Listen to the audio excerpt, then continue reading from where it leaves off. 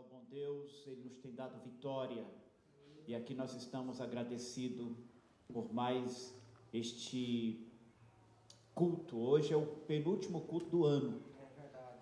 Acho que quinta-feira não temos culto, né, pastor?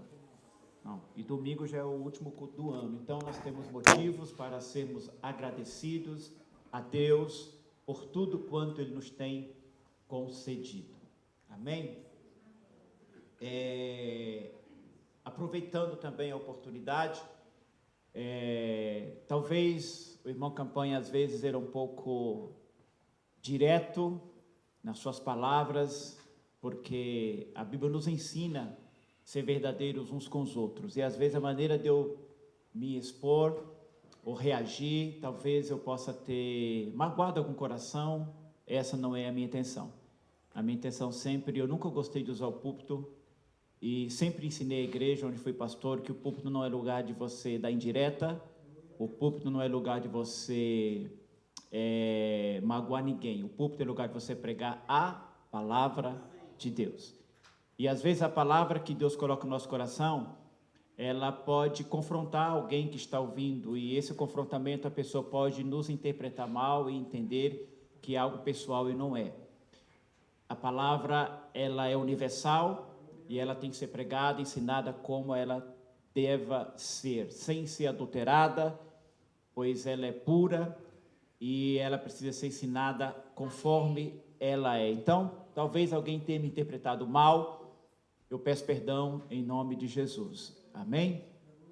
Estou aqui com temor e tremor diante da Igreja de Cristo, que não é minha, porque vocês foram comprados e redimidos por um sangue preciosíssimo e caro. E também estou diante da palavra, o qual a Bíblia diz que aquele que ensina, aquele que prega, ele terá um julgamento maior ainda, primeiro porque ele conhece, e segundo porque ele ensina. Então, eu estou aqui diante de Deus com temor e tremor. Amém? Mateus capítulo 2, versículo 1 a seguir diz assim: Tendo Jesus nascido em Belém, da Judeia, em dias do rei Herodes, eis que vieram uns magos, repita comigo, uns magos, do Oriente, Jerusalém, e perguntaram: onde está o recém-nascido, o rei dos judeus? Porque vimos a sua estrela no Oriente e viemos para adorá-lo. Tendo ouvido isto, alarmou-se o rei Herodes e com ele toda Jerusalém. Então, convocando todos os principais e sacerdotes e escribas do povo, indagavam deles onde o Cristo deveria nascer. Em Belém da Judeia, responderam eles, porque assim está escrito por intermédio do profeta: e tu, Belém, terra de Judá, não és de modo algum menor entre as principais de Judá, porque de ti sairá o guia que há de apacentar o meu povo Israel. Com isto, Herodes, tendo chamado secretamente os magos, inquiriu deles com precisão quanto ao tempo em que a estrela aparecera.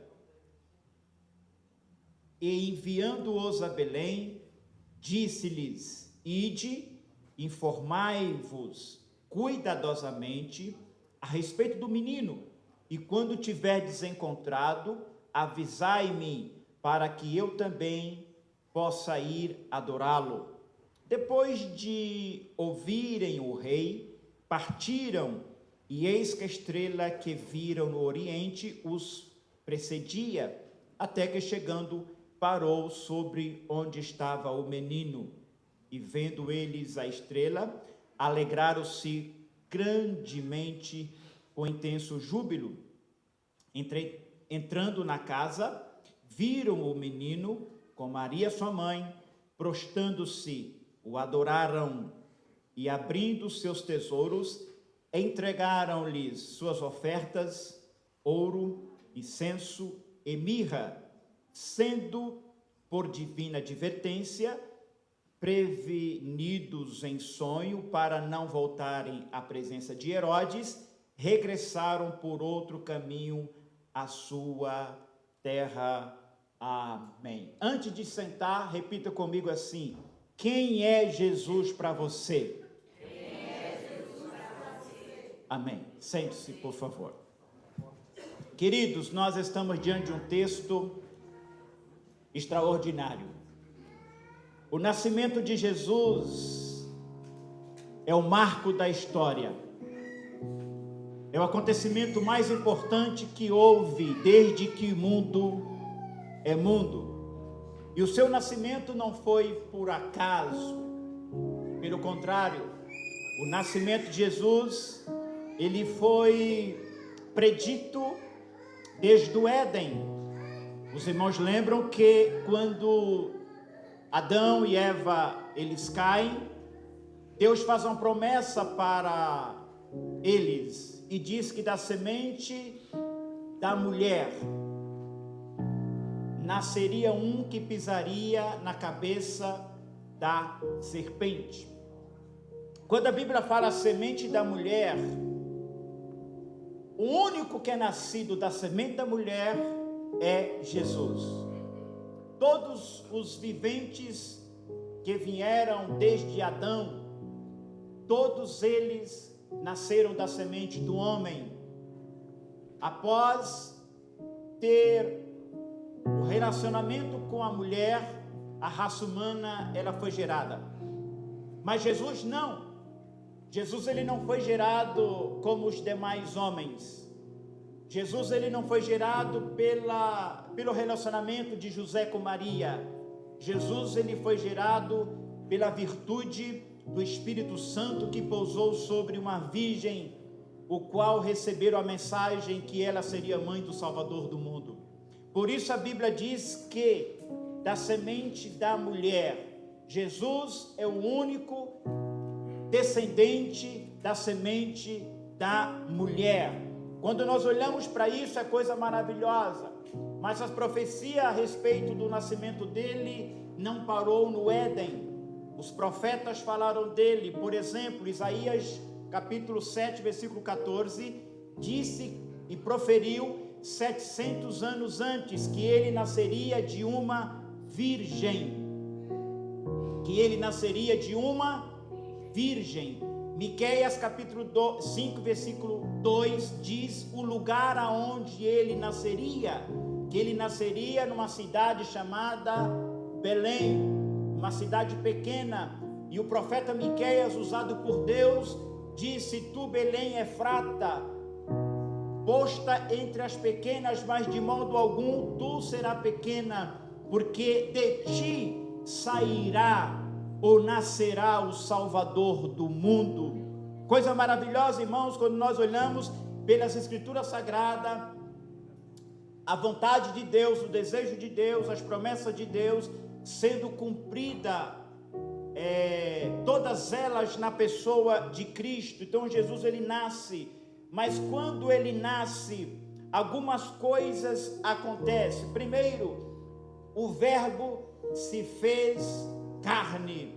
Por que o Verbo se fez carne? Porque ele é a palavra de Deus, e a palavra de Deus se materializa, e o Verbo se fez carne. Também quando ele nasce, o Deus eterno, o Deus poderoso se faz homem. Também quando ele nasce, aquilo que é infinito se faz um menino, porque Deus é infinito. Quando Jesus nasce, aquele que é o Pai da eternidade, ele entra no tempo dos homens. Quando Jesus nasce, aquele que é o Rei dos reis, Senhor dos senhores, nasce numa manjedoura. Quando Jesus nasce, aquele que é o Deus eterno, o Emanuel, ele habita no meio do seu povo. Glória a Deus por isso. Jesus veio na plenitude dos tempos. Gálatas capítulo 4, versículo 4 Ele não veio antes, Ele não veio depois. Isso nos indica que Ele não atrasa. Ele está no controle de todas as coisas, inclusive no controle da sua vida e da sua história. Ele veio no tempo de Deus para cumprir os propósitos divinos, aleluia, para satisfazer a vontade do Pai. Glória a Deus por isso. Quando nós olhamos para a história, Deus preparou tudo. Deus preparou a língua universal da época, o grego, para que a proclamação da sua vinda pudesse chegar em todos os lugares. Deus preparou o Império Romano para abrir as estradas no mundo, para que essa boa nova chegasse mais rápido a todos os lugares. A boa nova: hoje vos nasceu o Salvador, que é Cristo Jesus, o nosso Senhor.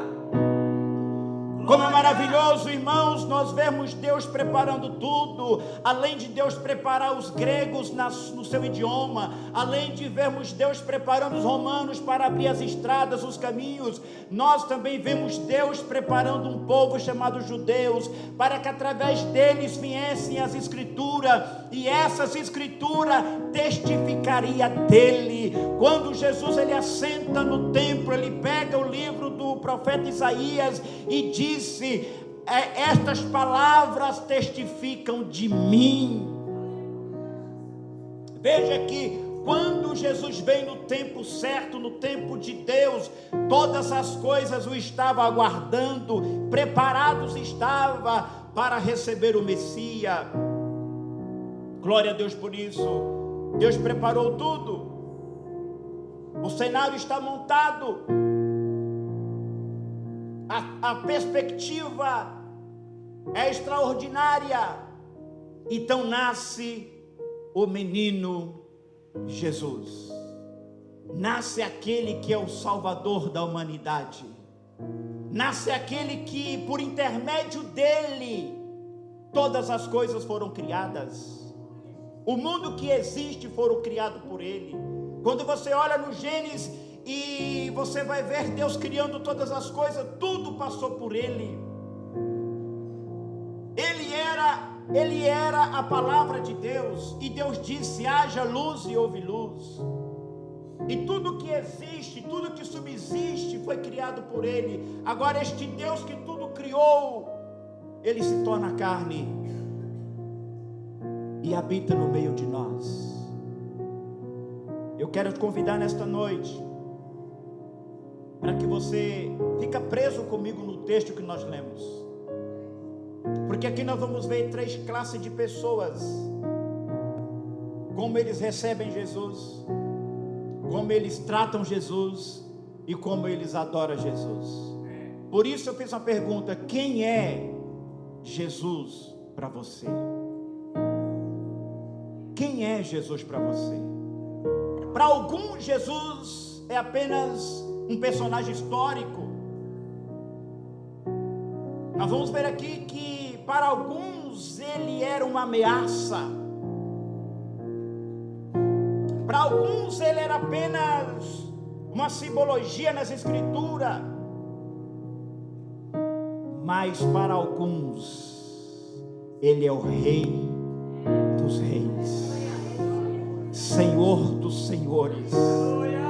E não importa a distância, a boa nova chegou e nós temos que ir lá para adorar o menino Jesus, porque ele é Deus. Glória a Deus por isso. Quando ele nasce, então nós vemos essas reações que houve nesses 3 grupos. Eu quero falar hoje sobre eles. O primeiro grupo, chamado grupo dos hostilizados, ou grupo dos aqueles que hostilizaram. O segundo grupo é o grupo dos que detinham a mensagem da profecia, que eram os religiosos.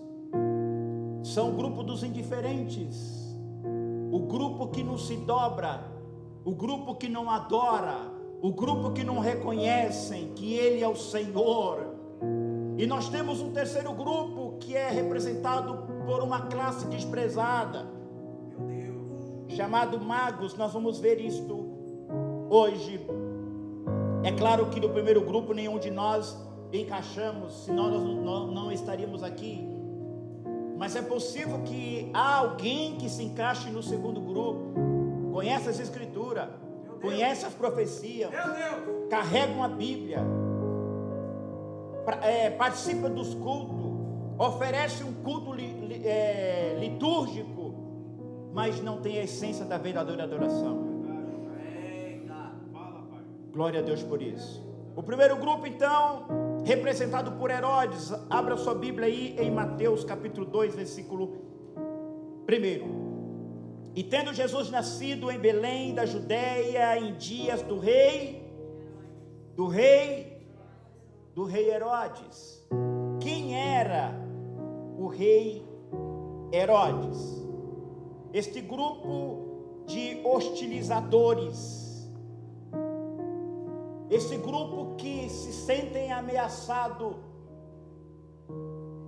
pela sua doutrina, pelos seus ensinamentos, pela sua influência.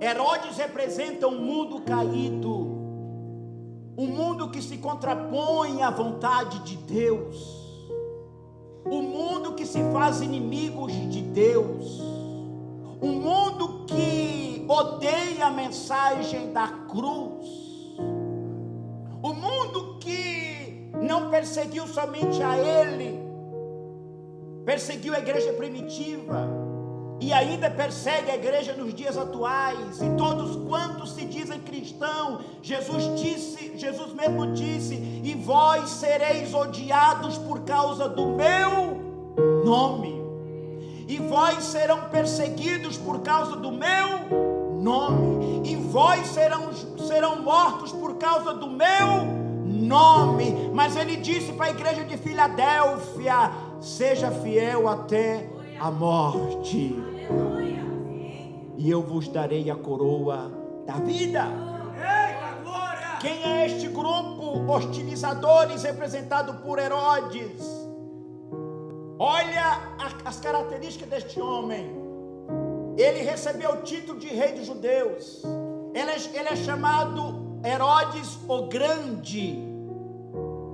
Era um homem que todos aqueles que atravessavam o seu caminho não sobreviviam.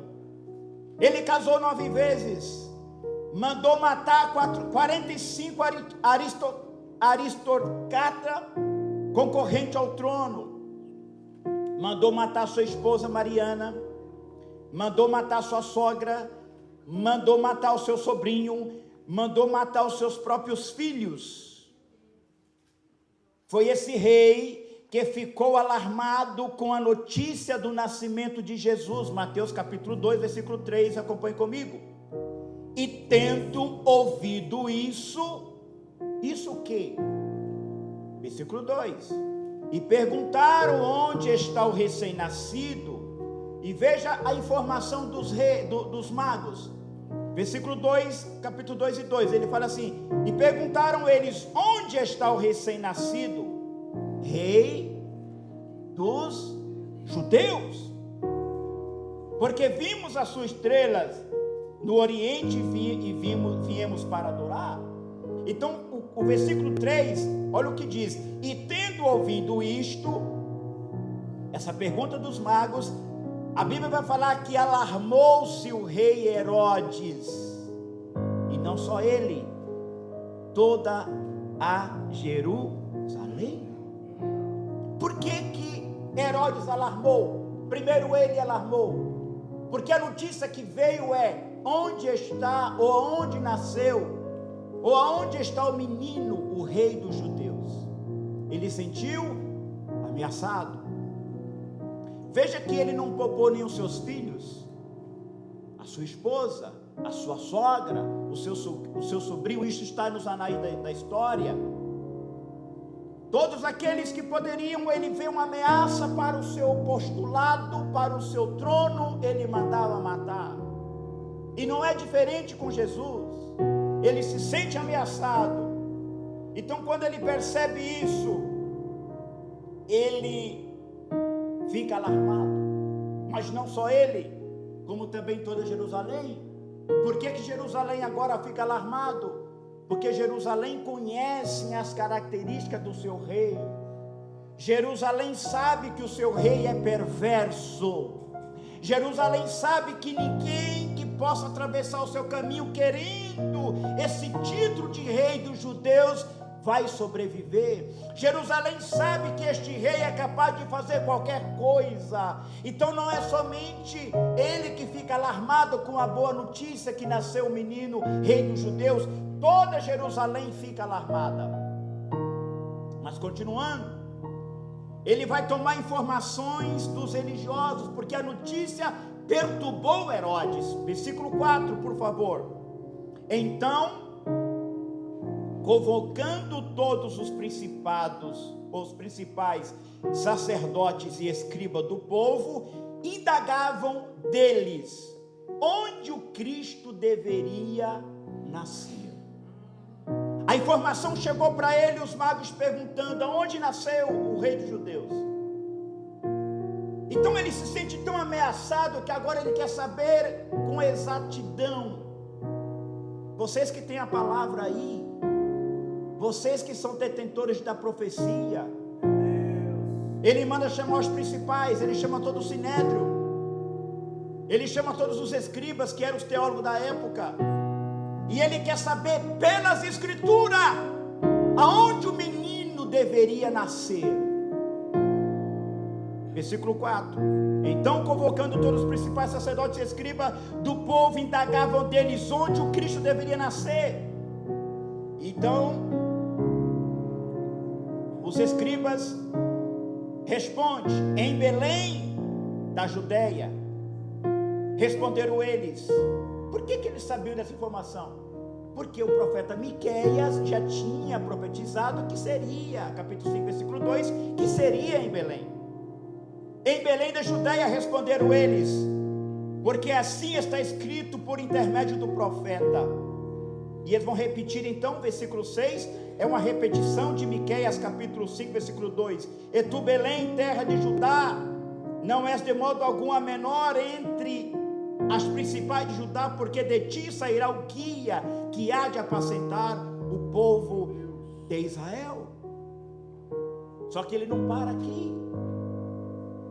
Ele, além de querer ter essa informação dos religiosos, agora ele vai procurar ter mais informação com os magos. Versículo 7, acompanhe comigo.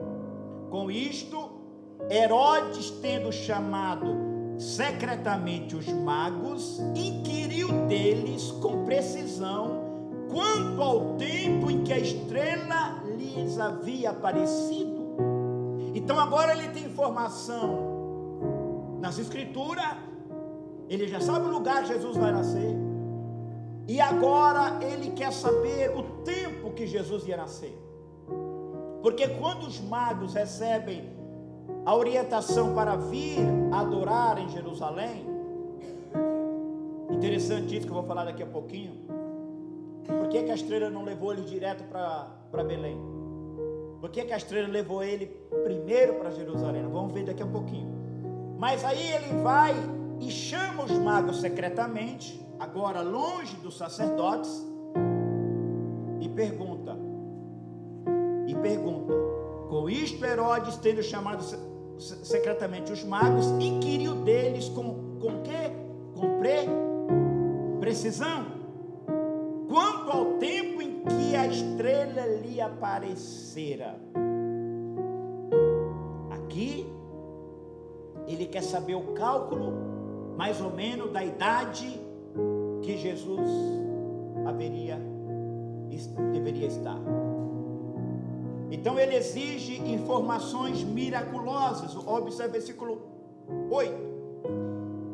E enviando-os a Belém, agora Herodes envia os magos para Belém, versículo 8, disse-lhes: ide e informai-vos cuidadosamente a respeito do menino, e quando tiverdes encontrado, avisai-me, para eu também ir adorá-lo.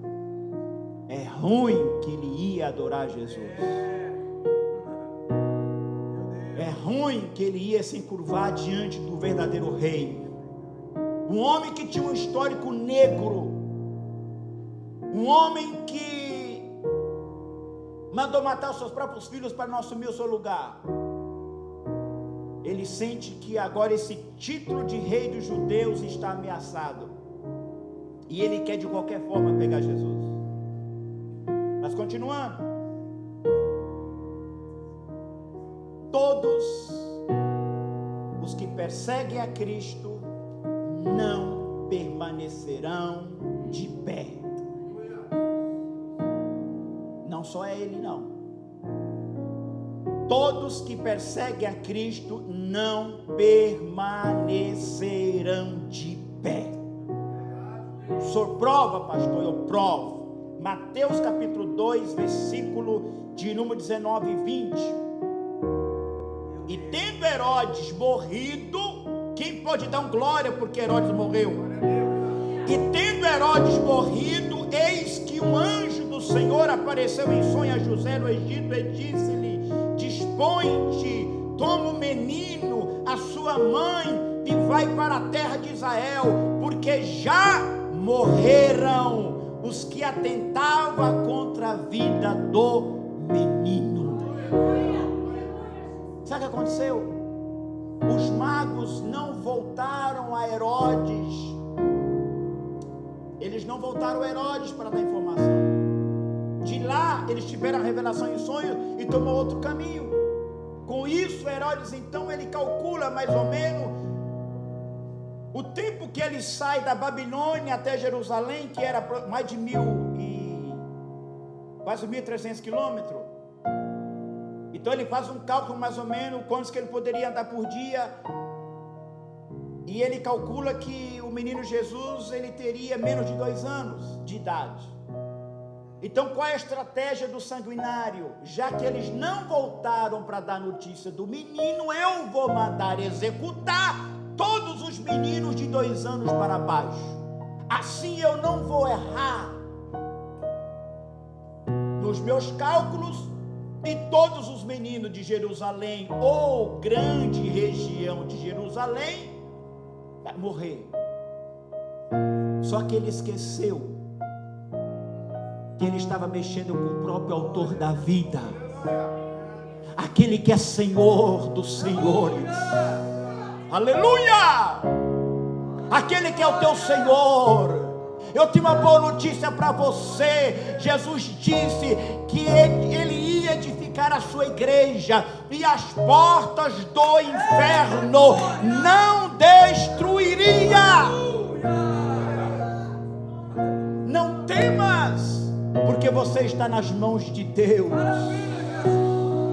Descansa nesta palavra. A boa nova que Deus tem para você nesta noite é: aqueles que se levantarem contra você não permanecerão de pé. Aleluia! Porque você acha que quando o mundo te odeia é por causa de você? Não. O mundo não odeia você por causa de você mesmo. O mundo odeia você por causa daquele que habita em você. O mundo te odeia porque você não encurva. O mundo dita as regras que você tem que agir assim, e você permanece como Mardoqueu. Você permanece de pé, sereno, porque você sabe em quem você serve, você sabe quem você confia. Ainda que o mundo te odeia, não é por causa só de você, mas por causa da mensagem que você carrega, por causa da aliança que você tem. Tem um louvor que diz: enquanto o mundo se encurva, a igreja permanece de pé. A igreja permanece de pé. E isso, irmãos, não é de hoje. Desde que igreja é igreja, ela sempre foi perseguida, ela foi odiada. Porque porque o mundo não concorda, o mundo não aceita. Por isso que eles são o grupo dos hostilizadores, eles querem hostilizar você. E se você permanecer de pé, se você não encurvar os seus ideais, eles fazem de tudo para destruir você. Mas tem uma boa notícia: permaneça em pé, permaneça fiel. Aquele que é contigo é maior do que o que está no mundo. Você é detentor de uma mensagem de boas novas. Se o mundo quiser te ouvir e aceitar este Messias, aceitar este menino, aceitar este Senhor, o mundo será salvo. Mas se o mundo não quiser, Jesus disse: sai da casa, bata a planta dos teus pés, porque ela não é digna de receber você. É nosso dever, é nossa obrigação pregar as boas novas. Olha, hoje na cidade de Davi nasceu o Salvador do mundo. É dever da igreja pregar, é dever da igreja anunciar. Mas se o mundo te odiar por causa da sua mensagem, que odeie você, que odeie a mensagem que você carrega, que odeie você por ser portador desta boa nova. Se eles não quiserem, a tua parte você fez. Mas tenha essa confiança, que maior é aquele que está conosco, maior é o Salvador da nossa alma. Vamos para o segundo grupo. Aqui vai doer um pouquinho. O grupo dos indiferentes. São judeus, portadores da palavra, prestem a culto a Deus. É deles que veio a lei, é deles que vieram a revelação, mas não se encurva também diante do menino Jesus. Não adianta nós termos uma liturgia bonita, não adianta nós termos uma teologia fiel, não adianta nós sermos bons de Bíblia, não adianta nós conhecermos tudo dessa Escritura. Na hora que nós temos que mostrar a nossa reverência àquele que é santo, o nosso coração fica calcificado. Esse grupo, versículo 4, olha o que diz. Capítulo 2, versículo 4. Bote comigo lá. É tendo convocado todos os principais. Quem são eles?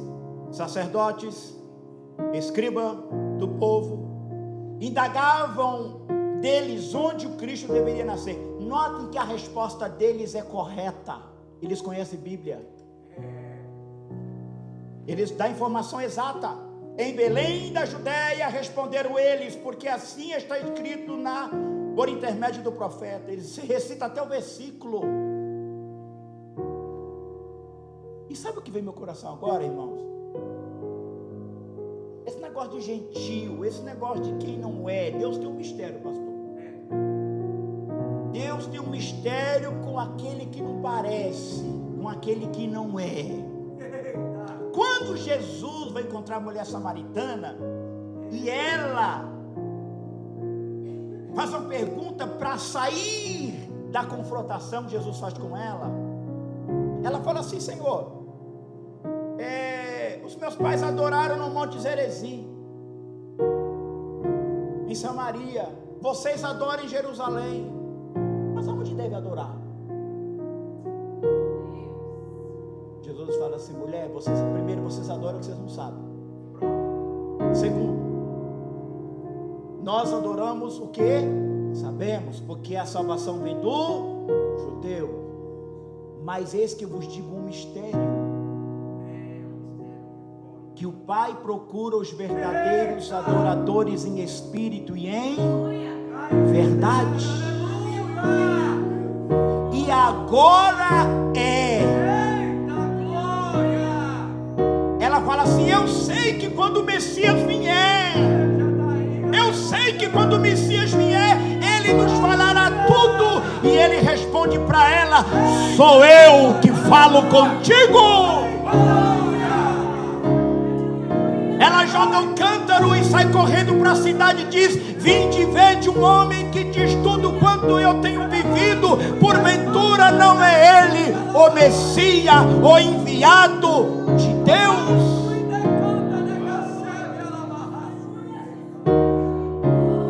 Não adianta portar a Bíblia, não adianta ser bom de Bíblia. Ele quer saber a intenção do seu coração, se você realmente adora o Pai em espírito e em verdade. Não sejam diferentes, porque quando os magos chegaram e falaram para Herodes: aonde nasceu o rei dos judeus? Era para causar uma reação em quem? Dos que aguardavam a vinda do Messias. Era para causar uma reação nos religiosos. Opa, nós que somos representantes do povo, nós que carregamos esta palavra no coração, é nós que estamos aguardando o Messias, e eu vou com você.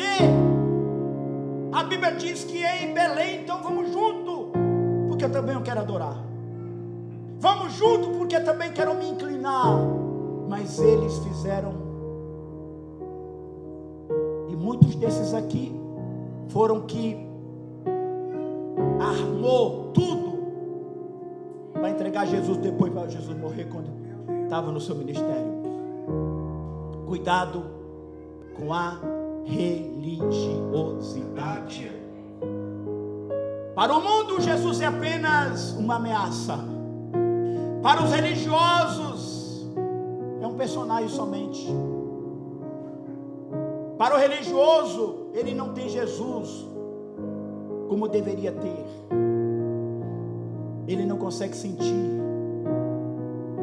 Ele não tem a sensibilidade espiritual. O coração deles está calcificado. Então quem são estes?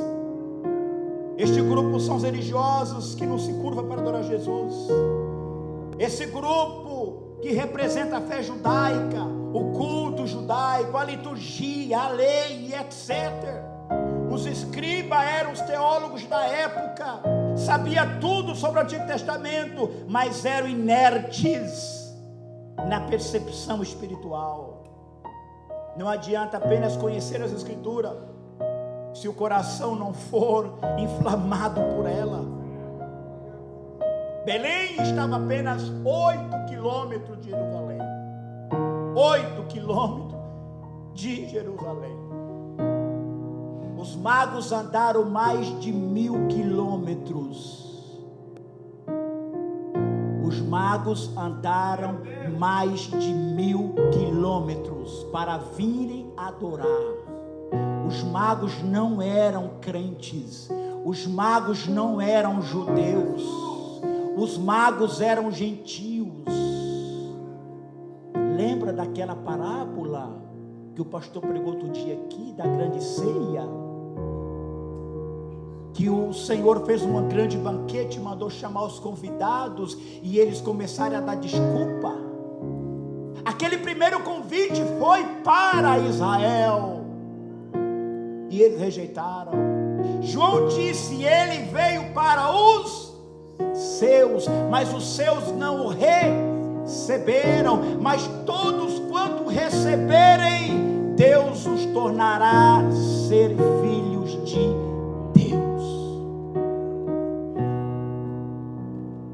Qual é mais difícil, andar 1000 quilômetros até Belém ou 8 quilômetros até Belém?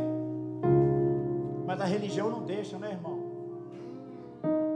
Os costumes não deixam, a tradição não deixa, o ego não deixa.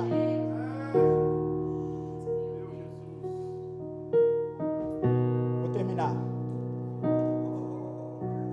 O terceiro grupo, o grupo dos, repita comigo, o grupo, mais forte, o grupo dos adoradores. Adorador não vê distância. Adorador não vê dificuldade. Adorador é adorador, irmão. Adorador é adorador. Jó disse assim: eu perdi filhos, pedi riqueza, mas ainda eu adorarei.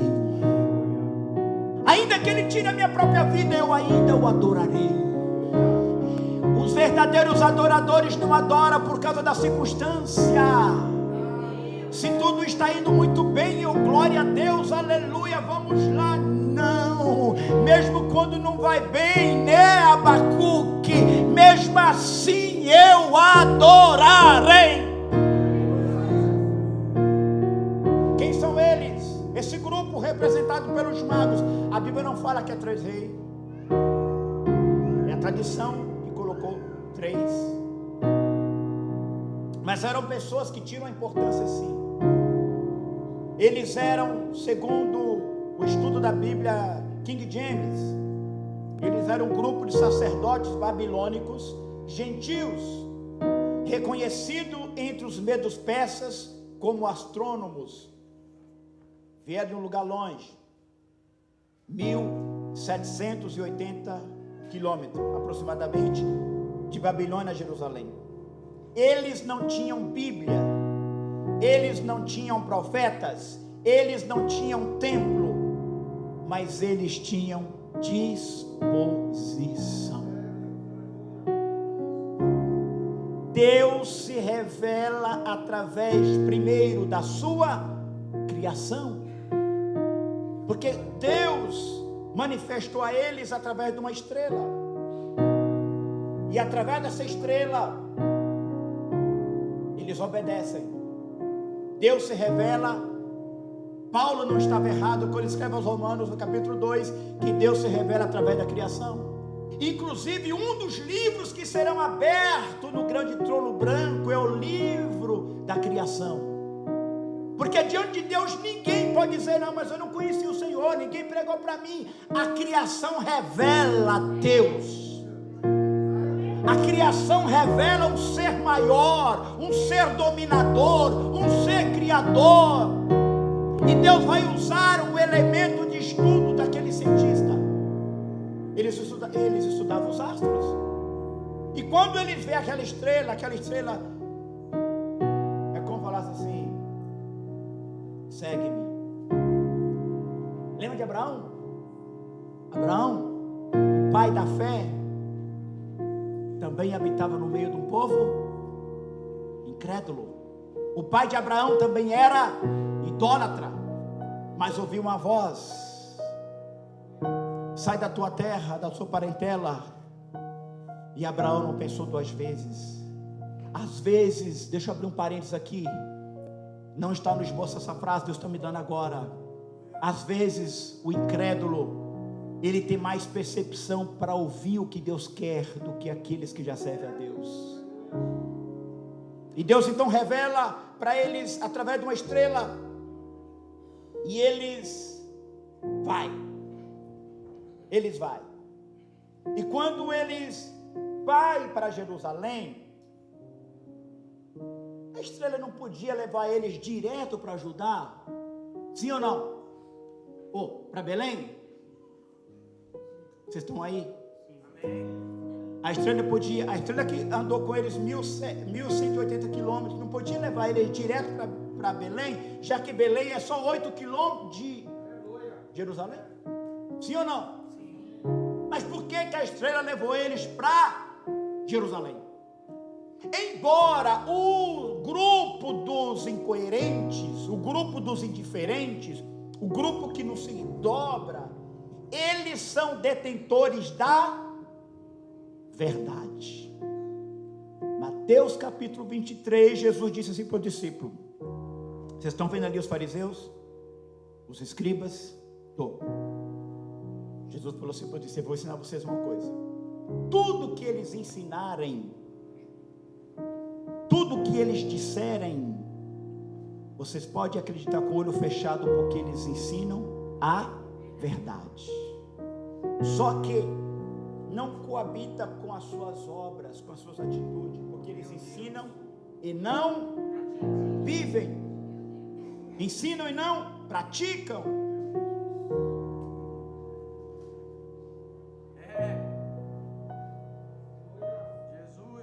E aqui nós vemos então, queridos, por que a estrela levou a Jerusalém? Porque é nela que é apresentado o menino Jesus. A estrela ela só serve por um período, mas é pela Escritura, é na Escritura que é revelado Jesus. É no Evangelho que é revelado Jesus. É nas profecias que é revelado Jesus. O crivo é a palavra de Deus. Então não troca as Escrituras por nada. E eles então vão ao encontro. Sai de Herodes e vai. Versículo 9 ao 11. Depois de ouviram o rei, partiram, e eis que a estrela que vinha do oriente os precedia, até que chegou e parou sobre onde estava o menino. E vendo eles a estrela, alegraram-se com grande e intenso júbilo. Entrando na casa, viram o menino com Maria, sua mãe. Ô irmão, olha que coisa maravilhosa. Quem é adorador, irmã, nem precisa ser convidado, né? Olha o que a palavra diz. Entrando na casa, viram o menino com a mãe, Maria sua mãe, e prostrando-se. Isso aqui no grego é proskeneu. Proskeneu é encurvar. É o que os religiosos não conseguiam fazer. Os religiosos detinham a verdade, mas eram incapazes de se encurvar. O adorador não. O adorador, quando ele chega na presença de Deus, ele esquece o que está acontecendo, os problemas, dificuldades, as notícias más. Ele quer adorar, ele quer se encurvar, ele quer se prostrar, ele quer dedicar a Deus a sua adoração. E eles prostrando-se, o adoraram. Só que a adoração deles não é vazia, não. A adoração deles não é de boca para fora, não. A adoração deles não é só gritaria, não. A adoração deles tem atitude. A adoração deles tem obra. A adoração deles tem algo que é rico. Eles prostram, eles adoram. E a Bíblia fala que eles vão abrir os seus tesouros e as suas ofertas. Oh, glória! Ninguém pode aproximar de Deus com as mãos vazias.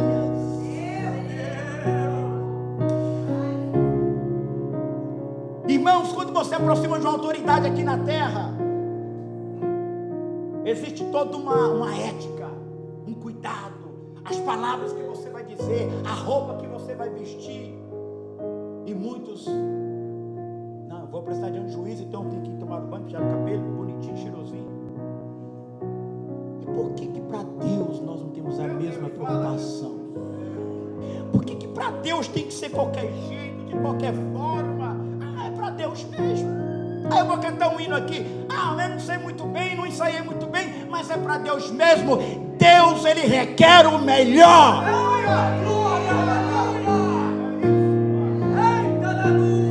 A adoração tem que ser verdadeira, não pode ser fingida. E eles abrem os seus tesouros e ofertam ao menino Jesus. Primeiro eles ofertam ouro. Eu vou concluir. Ofertam ouro. O que é ouro? Aliás, incenso. O que é incenso? Incenso. Duas coisas fortes aqui. O incenso representa, elas eram ervas aromáticas, porque antes da cortina, aqui estava a cortina do lugar santo, e lá atrás o lugar santo, e aqui ficava um altar na porta da cortina, lá dentro, lá após a cortina, que somente o sumo sacerdote entrava uma vez no no ano para fazer expiação. Só que o sumo sacerdote não podia entrar na presença de Deus após a cortina, com as mãos vazias.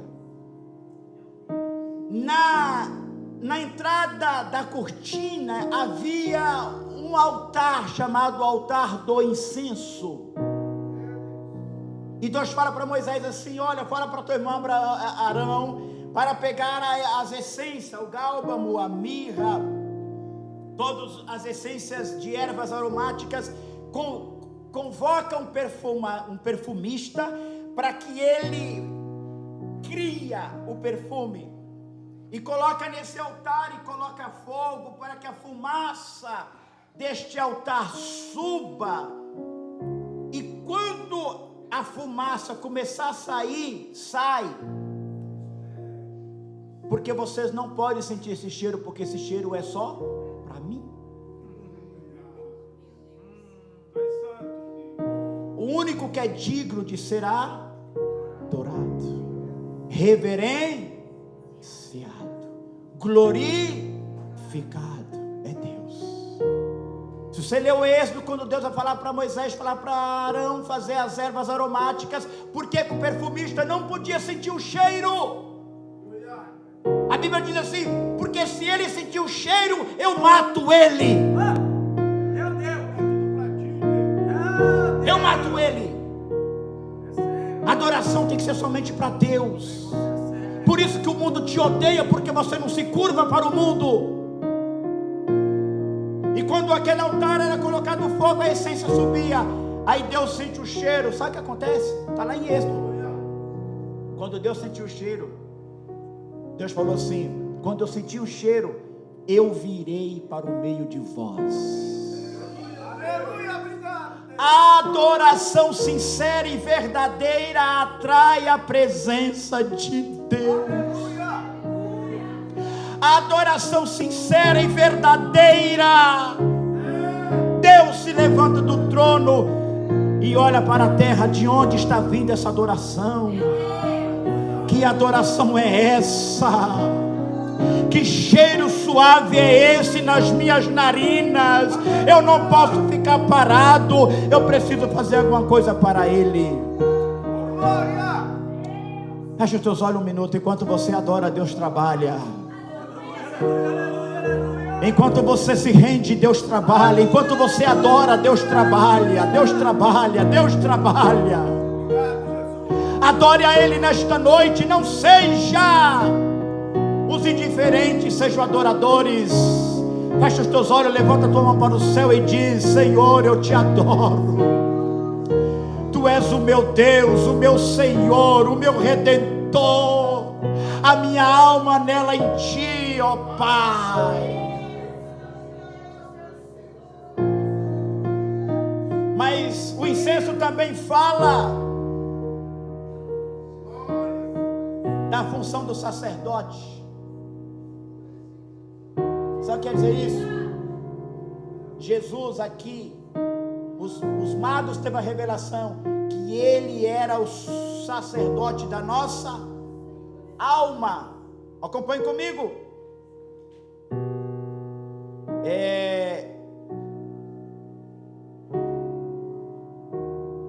Deixa eu achar aqui.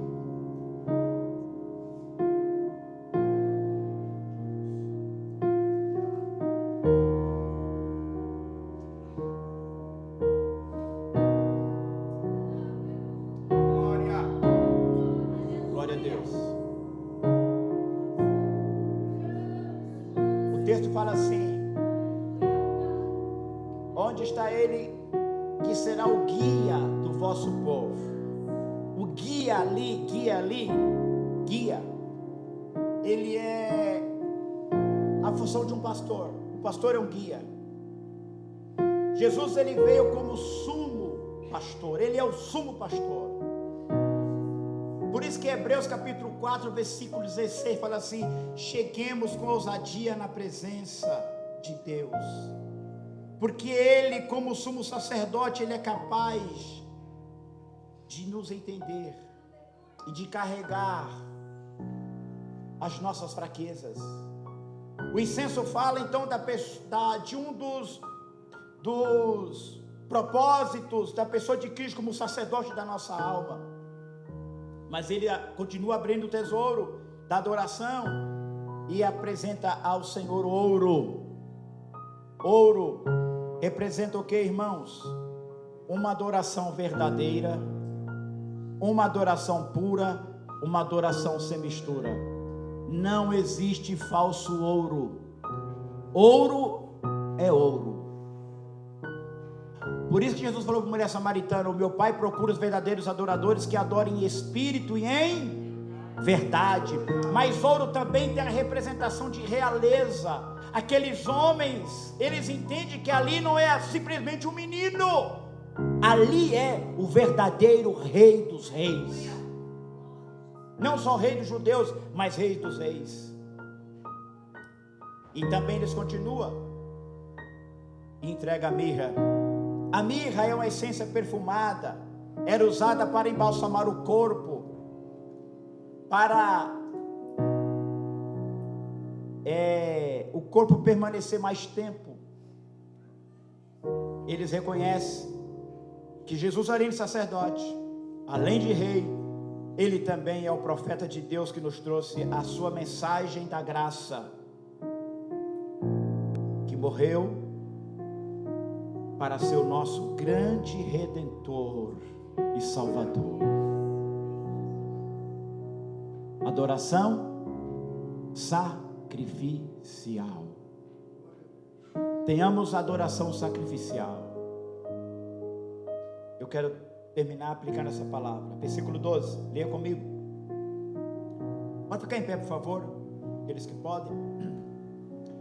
Oh, Jesus. A irmã Clédia, prepara aí o hino 120, por favor, da harpa. A irmã Aline também. Vamos cantar. Não sejamos indiferentes, irmãos.